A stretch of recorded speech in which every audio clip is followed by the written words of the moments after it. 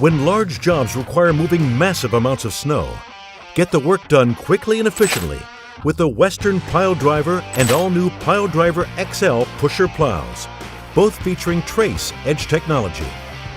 These pushers scrape down to the pavement with an advanced cutting-edge system that has independent 2-foot sections that move vertically, oscillate, and trip. Get more jobs done faster with the Western Pile Driver lineup of pusher plows. Mike Bott from Frost Solutions, one of the owners of the company. What we do is provide a mini weather station to give you a tailored forecast to those particular locations so you know where and when and what to do in those parts of town. You know there's 2 or 3 or 4 or 5 different ways that people can experience tremendous value having a technology like this.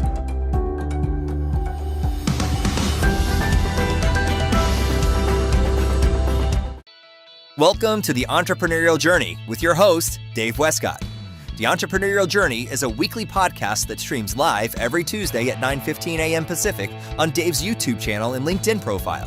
Now here's Dave with this week's episode. Good morning and welcome to the Entrepreneurial Journey. I'm your host, Dave Westcott, and I have this morning with me special guest, Skylar Lewis. Skylar is a visionary entrepreneur, owner of multiple businesses, author, speaker, and family man. He is the founder and CEO of Rise Up Kings, a company dedicated to empowering men and women to reach their full potential in all aspects of their lives. He has authored multiple books, including The 2-Day CEO and The Ruck 90-Day Journal. His passion is helping others fulfill their God-given purpose without sacrificing their faith, family, or fitness. I also have with me my favorite co-host and Final Four contestant, Todd Chapman. Good morning, Skylar. Yeah, thanks for having me on the show. Excited to be here. Yeah, thank you so much. So, the book, I've read The 2-Day CEO. I love the book. Great book. What was it that drove you to become an author? Yeah, I think it was just the combination of seeing that a lot of people were struggling managing their companies and really living a balanced life. There's a lot of kind of stale business books out there, which are great, and I've read a lot of them. However, I wanted something that was more kind of journey based, and so I shared a lot of my stories, my struggles, challenges, and talk about not only business but just a lot of life lessons that I've learned through the different companies that I've scaled and launched, and the failures that I've had. So I think I just wanted to put that out there on paper and really start to use that as the tool that I could go impact people with. Yeah, that's cool. In that book, you refer to, I think it's Joe, your mentor in the book. And as a CEO and as a successful entrepreneur, how has mentorship impacted your entrepreneurial journey? Yeah, I think it's critical. There's a lot of guys that are out there, or men and women that are trying to figure it out on their own, right? So you can figure out business on your own, or you can go learn what other people have done and expedite the learning process and the learning curve. And so I'm all about that. So like I want to go find someone that's done it well, and I want to go duplicate them and copy and learn their lessons. And so I think early on for me, I remember there was this, one of my mentors also was this guy, Jim. I've had a lot of different mentors, but this one mentor ended up saving me almost $1 million on a job that was about to go south. And he gave me some advice, and this one piece of advice like saved me $1 million in losses. And so I think having the right mentors on your team, and it's not easy. How do you get a mentor, right? You got to go find people that have created the success that you want. Maybe they have the marriage that you want, and you have to go ask them and talk to them and say, hey, would you be willing to be my mentor and go to lunch with me and grab coffee with me? And so I think a lot of people may have a fear of doing that. However, that's what I do. As soon as I find someone that I believe is a powerful man or woman, I'll actually go ask them that question. Hey, would you be willing? I was with Tim Tebow, I don't know, a couple months ago, and I'm thinking this guy could really make a big impact for Rise Up Kings and everything we're doing. So I asked him, I said, hey, we're off to the side. I said, hey, would you be willing to, and we were talking about mentors, and I asked him who his mentors were. And I think that was a leading question. I did it intentionally. And he's like, man, mentors are so it's powerful to have a mentor. I'm like, you're right, it is. Would you be willing to be my mentor? He kind of paused for a minute. And anyway, so we're in communication right now with him and his team and figuring out how that could look like. But right, I had to risk myself and put it out there, right, to be able to step into a potential mentor relationship. Wow, that's awesome. So even today, you're still mentorship is still important to you, even where you're at in your seat today. Owning a successful restoration company, a marketing company before that, running Rise Up Kings, which is multiple entities across the board. You're still focused on having that mentor relationship. Yeah, I have a pastor that mentors me right now. So it's big. I want to keep my goal is that I'm a different human being than I was so we're in January, right? My goal is that I've made so much personal progress that by December, my friends say, hey, you're different, man. Right. We normally see that as negative, right? But I want them to say, hey, you're different. Like you've changed. If I'm the same guy that I was, I'll be pretty disappointed each year, right? And so my goal is to be to learn new skills, to have changed so much where people actually recognize that I'm different. And yeah, that may cause me losing some friends. It may potentially cause some issues with relationships for people that want me to stay the same.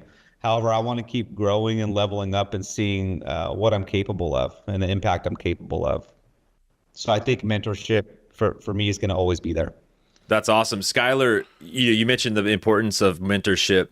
Have you found that different seasons of your growth and every year that you continue to improve yourself, that you bring in those different mentors? I mean, obviously you're pursuing Tim Tebow, for example.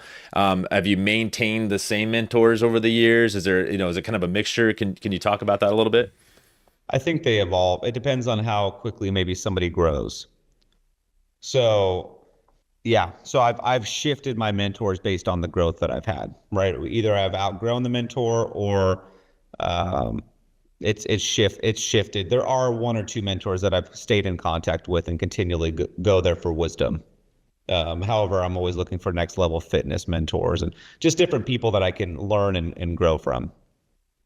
Yeah, that's cool. So Rise Up Kings has a lot of mentorship built into it, from the refinery to the pastors to the forge to all of the different things that are happening within there. When somebody finds Rise Up Kings, and let's just say they go through the refinery, they're typically, they're an entrepreneur typically, they've got a business typically, and they're having some kind of failure, some kind of miss is happening, whether it's the faith aspect, whether it's not enough time with family, whether they're struggling financially, whether, their health is off.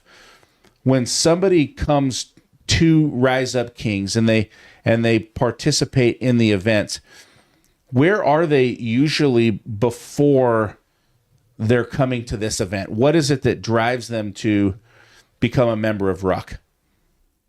Yeah, I think that they feel out of balance or that they are not reaching their potential as a human being. Something's stopping them, whether it's an addiction or they're struggling in their marriage or they're just not able to break through in business, whatever it may be. A lot of guys really struggle going all out in business while staying connected to their wife and their kids at home. So specifically with guys, women too, high performing women.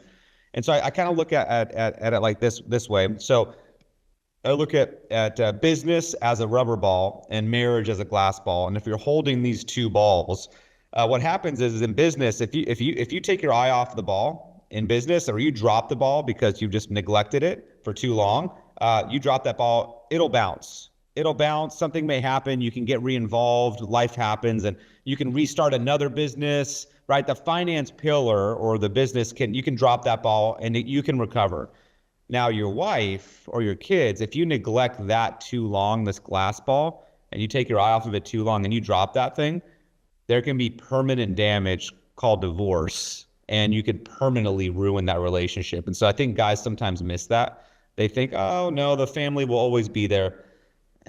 They will not. Your kids will remember like the time you spend with them from early on to 18. And so I think showing guys that there's a better way to manage business and also manage your relationship, or not even a better way, that it's that important, that it should be that much of a priority, and that it's possible to do both. And actually to do all four, which is what we call the 4 pillars: faith, family, fitness, and finance. You can be a 4-pillar man. It's not freaking easy at all, but it's a worthy goal. It's a worthy cause to go after. So this is the question that I have. Wife comes to husband and says, I want you to spend more time with me. Why aren't you home for dinner? Why aren't you hanging out with me and the kids? Why aren't you ever around? And husband says, well, I gotta work. I gotta put money on the table. You want to drive this nice car and you want to live in this nice house, and the kids go to private school. And like, if I don't work, I can't supply those things. And the wife says, well, those things aren't that important to me. I want these things. And then, husband says, okay, and he cuts back, and so he's more available, and then the finances start to drift, and they're not as successful, and they got to pull the kids out of public schools, and she can't get the Louis Vuitton bag she wants or whatever it might be. And now she says, we're broke. Why don't you take care of our family? Why don't you provide for us the way that you used to? What's going on? And I hear this from entrepreneurs, like, right? Like, it's like the husband is like, he's burned if he doesn't, and he's burned if he does. And what do you hear when you hear that? How does that play out in your mind? Yeah. I see that as almost a victim mentality in a way, meaning that we don't have responsibility over the results in our lives, and I'm stuck, right? I'm a victim to circumstance. The circumstance is I have a business that needs me. I have a wife that needs me, and that's my stuck circumstances, right? So it's you're kind of a victim to your circumstances at that point. And so it really would require a mindset shift that actually you have a level of responsibility over it, and you have power. So the definition of power is the ability to influence people and circumstances. So the ability to influence people or circumstances. So as you level up as a human being, the goal should be to increase your power to influence circumstances.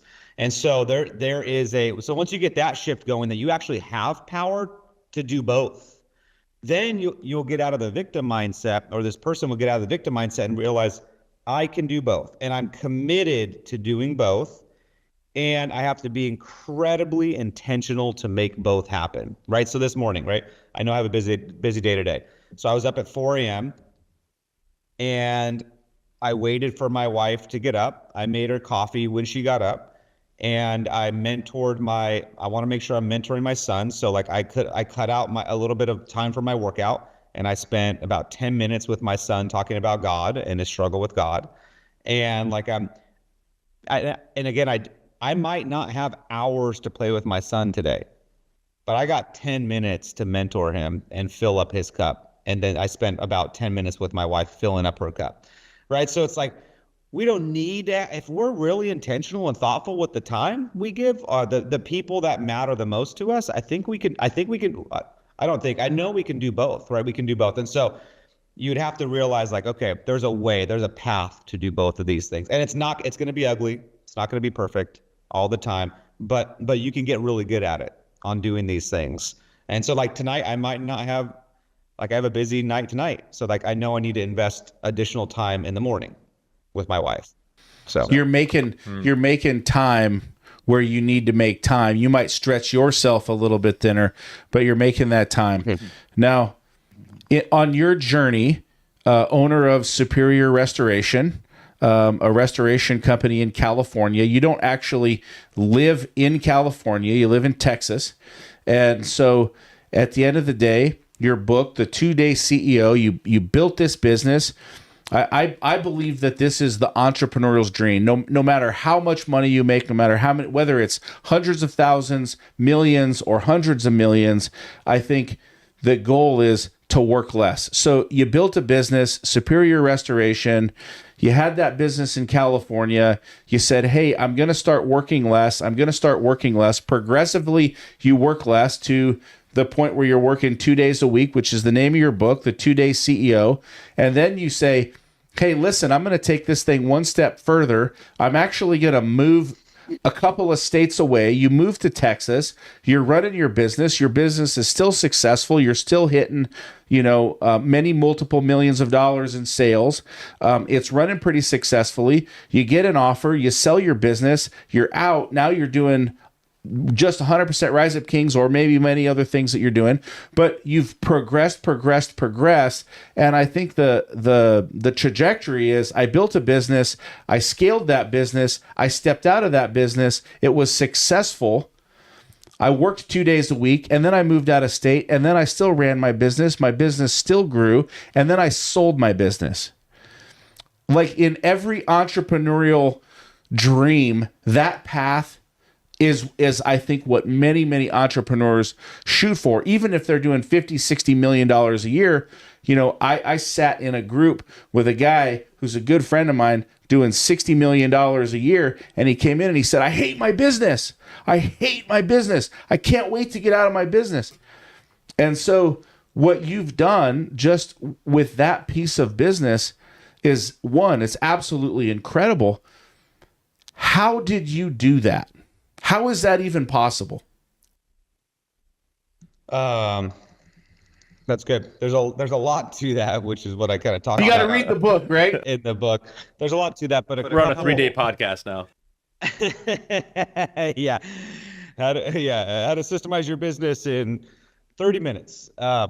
So there's a lot to that. I think the mindset is really important. First, having the right mindset that you believe it's possible.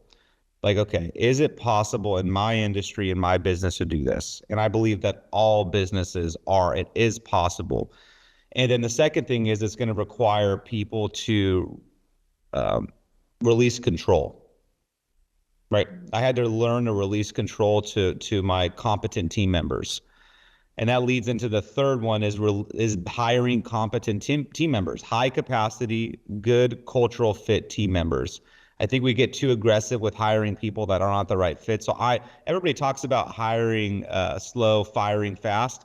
Like, I hire slow and I fire fast. I mean, I went through a lot of people at Superior until I found the ones that were the core group that could really take us to the next level.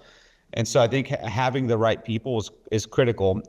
And then I would say, if there's a lot to these, but number 4 would be having a number 2.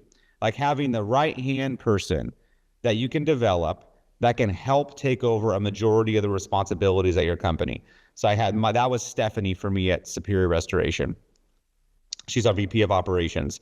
And that is another lady named Jessica. And then we have a couple other team members at Ruck that are taking over a huge amount of responsibility. So the point where I'm not at a lot of the events. We have an event starting tomorrow morning with 50 guys, and I will not be there 1 hour or any part of the event. Like, our team's running the whole thing.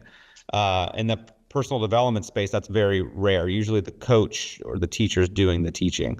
And so, like, I'm systemizing and building everything out here. And so what's cool, it's a testament to this whole thing, is I was able to move away out of state, work an hour a week when I moved out to Texas. And then when we sold the company, it was so smooth that it took less than 60 days from the email I got from the private equity firm, this was all like 4 months ago, to selling the company, like, done, money transferred. And then what's funny is I talked to the main CEO 2 days ago or yesterday, and he's like, hey, so what are you, because I stayed on, they're paying me a salary. And so he's like, and I told him, I said, I'll stay on, but I'm going to do as long as I can do exactly what I did before. And he's like, what's that? It's 1 hour a week is what I'm working. And then I have a meeting with the executive team, and then with Stephanie. And he's like, all right, it's fine. So we're like 3 months in now.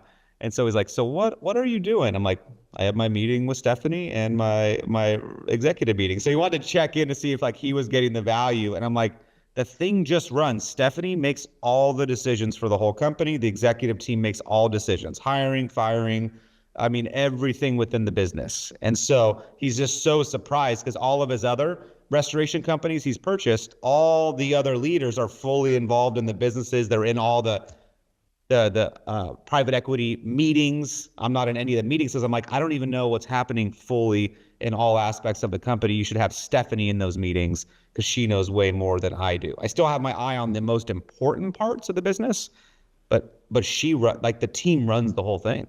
And so they're like surprised. They're like, it's kind of throwing them off. Like, Skylar, you should be on these calls. I'm like, I don't know enough to be on these calls. We need Stephanie on the calls, you know?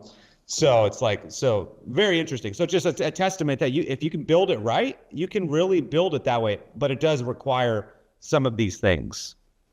And I'm guessing that along the way, like you said, hire slow, fire fast. I mean, you had to put the right people in the right seats. That's a big part of this journey. Mm-hmm. Yeah. And I made a lot of wrong decisions too along the way. I mean, we had a lady embezzle, like the lady I had before Stephanie. I released my hands too quick to the point where she was stealing money for almost a year. And actually, I'm still receiving restitution checks. I didn't even know it. They're like $30 a month. It's been 10 years. So anyway, so that I took my eye off the ball too fast. I was a poor leader for a lot of it. I thought I cared about my team. I didn't give a F about the team. Like I thought I did, but I was using them more as tools. They were kind of a tool. A tool is something you use to get something done. And so I was using my team more as tools. And when I realized that, it was a huge punch in the gut. I'm like, because I said I cared about them, but when I really looked at it, they were more of tools to get where I wanted to go. And so I had to have a big shift. And I bet they could feel that. They probably felt that.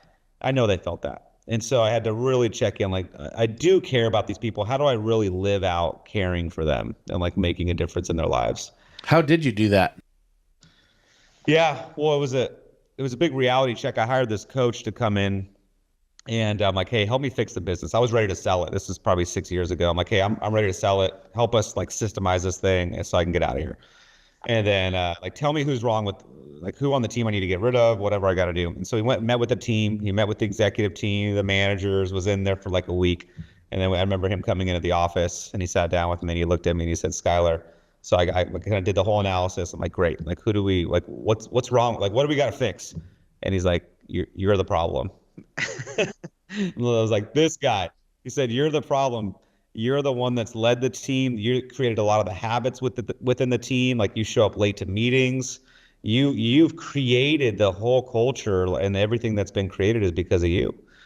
And so that was a gut check that caused me to start to do a lot of reflection on how I showed up, how I led. And then from that moment, I started to really focus on just being the best leader I could be instead of just being more manipulative inside the business.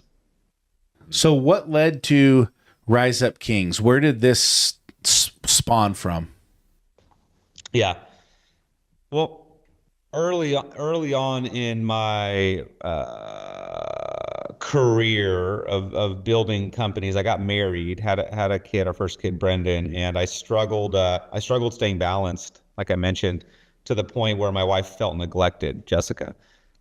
And so eventually I got to this place where I was just getting tired. I'm like, there's no free, like you talked about earlier, like there's no way. How do you can't do all of it, right? There's no way to manage a business, stay healthy, read the Bible, do all these things.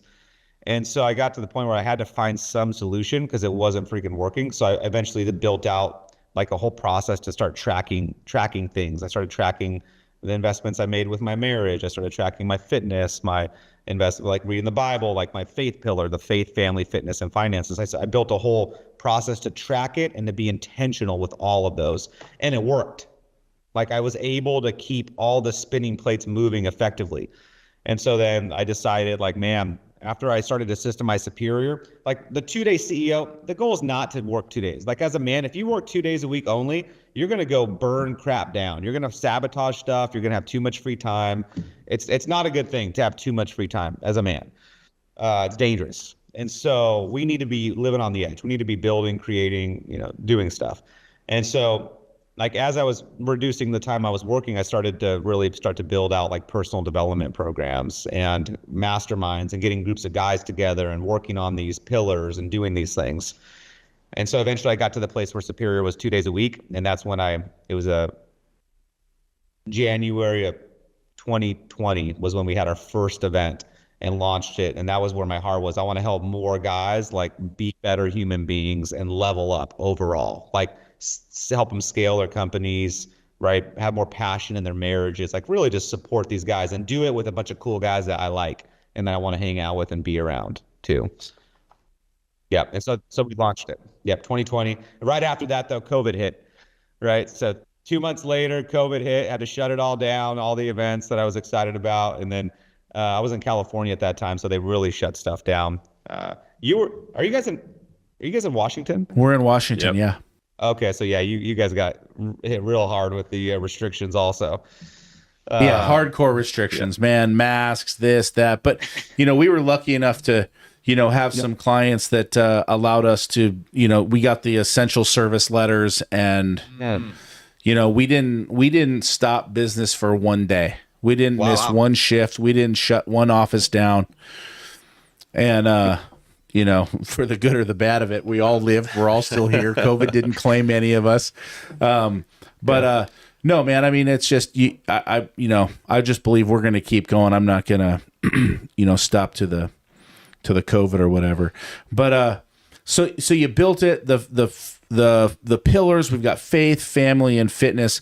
Why did you pick those four? What was it about those that said, hey, if a man does these four things, they can change their life, they can keep all the plates spinning, if you will, they can live that life that like we dream of. Like, I think as entrepreneurs, like, we're sitting here dreaming of this life. I mean, so many guys who are listening to this calls, guys and gals, business owners, entrepreneurs are listening to this call and they're saying, how did this guy do this? I mean, it even blows my mind. You know what I mean? Like, it blows my mind.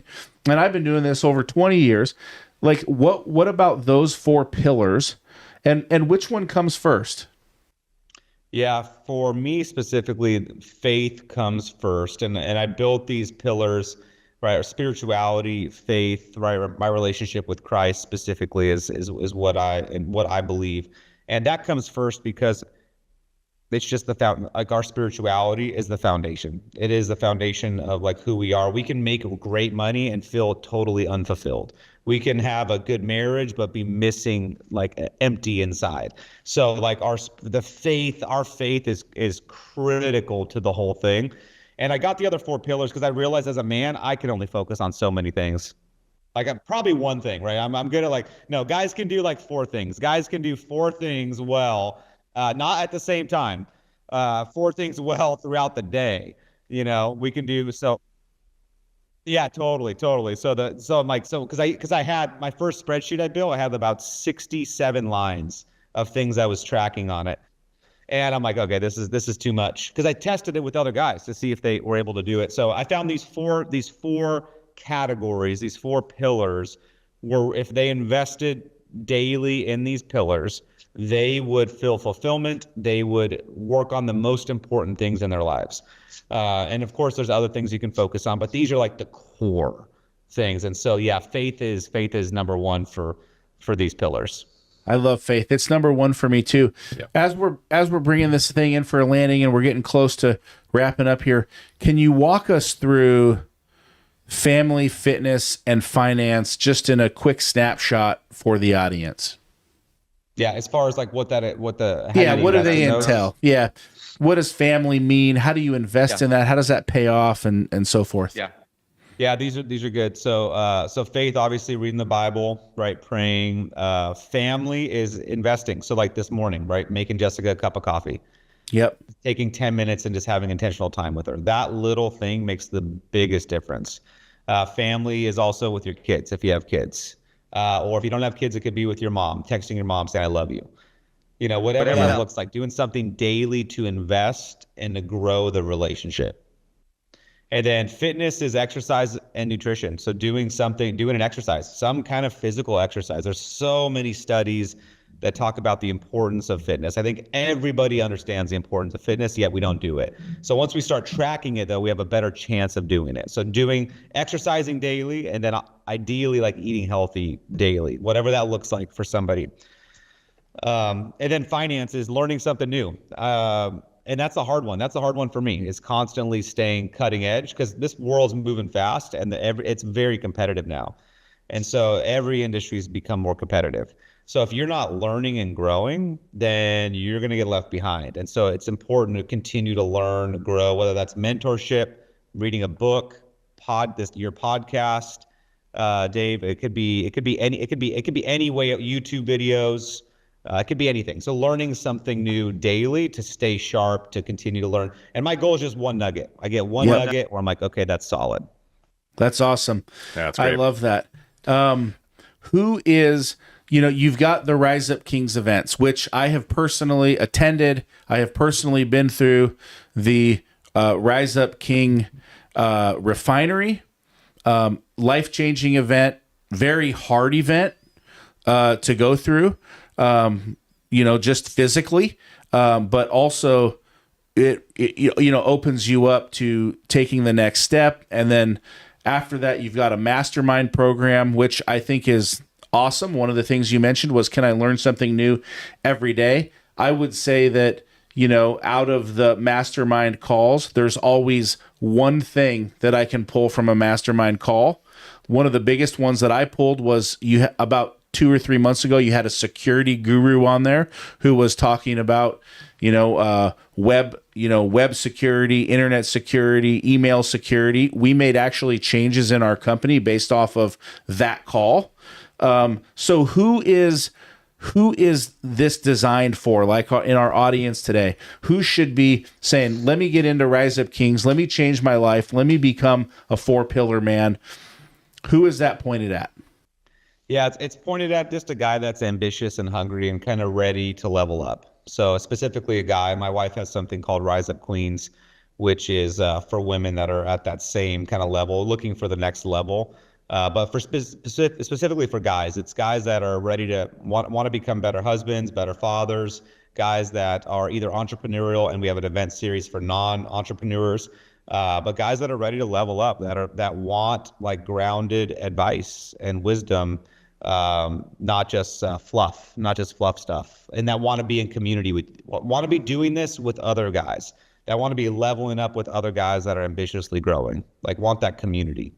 Community is important. Todd, any final thought or question for Skylar? Yeah, I mean, I know that's where I was going, is like, what's one piece of advice that you would give that small business owner, that you've lived it out, you've struggled, you've obviously built, and there's struggles, there's failures, but what's that one piece of advice you would give an entrepreneur who's just starting off in that business journey, and obviously through Rise Up Kings or through your experience as in business, what's that one piece of advice you would give?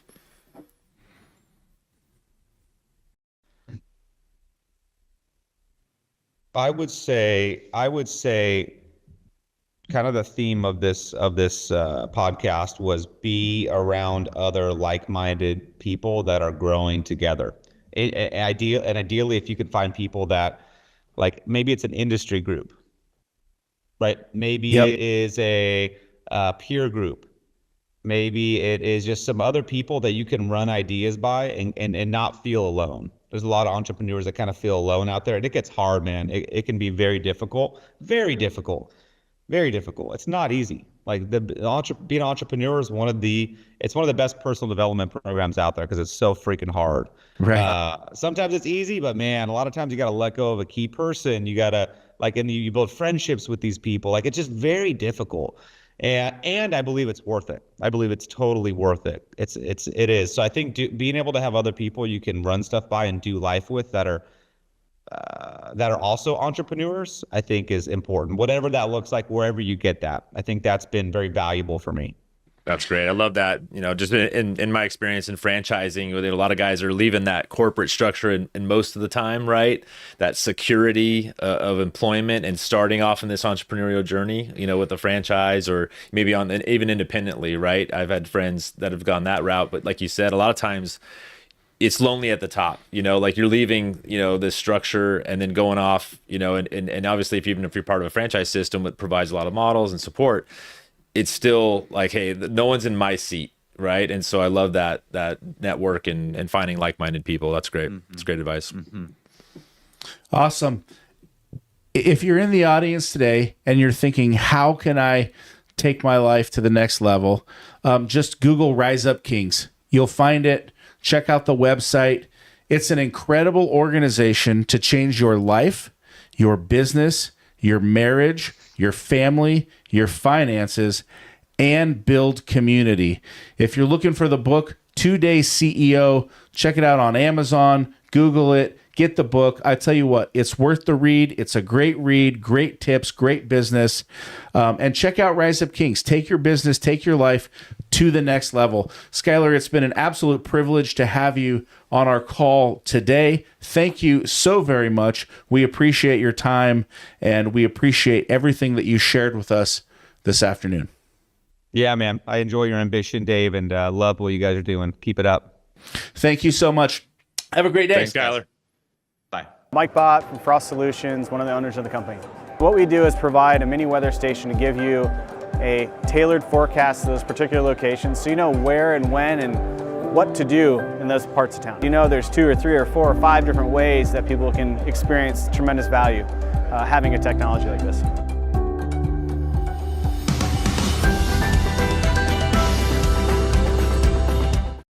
Introducing the all-new Western Enforcer V-Plow.